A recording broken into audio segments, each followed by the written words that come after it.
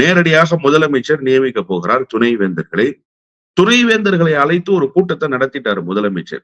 எப்படியெல்லாம் நீங்கள் பல்கலைக்கழகத்தில் கற்பித்தல் பணிகளை செய்திட வேண்டும் அப்படிங்கிற ஒரு உத்தரவை நேரடியாகவே முதலமைச்சர் பிறப்பிச்சிட்டார். இப்ப நீங்க கடந்த காலத்துல ஆளுநர் துணைவேந்தர்களை அழைத்து பேசினார்.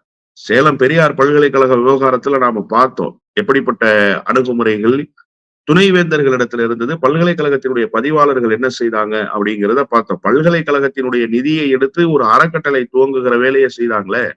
அறக்கட்டளையை துவங்குகிற வேலையை செய்தது மட்டுமல்ல, RSS சாகா வகுப்புகள் நடத்தப்படும்னு துணைவேந்தர் சர்க்குலர் அனுப்புறார் சார், சுற்றறிக்கை அனுப்புறார் சார்.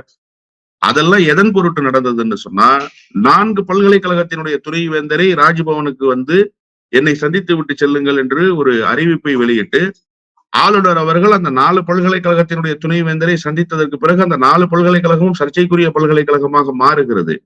இதையெல்லாம் கருத்தில் கொண்டுதான் முதலமைச்சர் என்ன சொன்னாருன்னா, நீங்க பகுத்தறிவு சிந்தனைக்கு ஒவ்வாத கருத்துக்களை கல்விக்கூடங்களில் போதிக்காதீர்கள், பல்கலைக்கழகங்களில் பாடமாக நடத்தாதீர்கள், பல்கலைக்கழகங்களில் பேசுவதற்கு கூட அனுமதிக்காதீர்கள் என்கிற உத்தரவை எல்லாம் போட்டார்.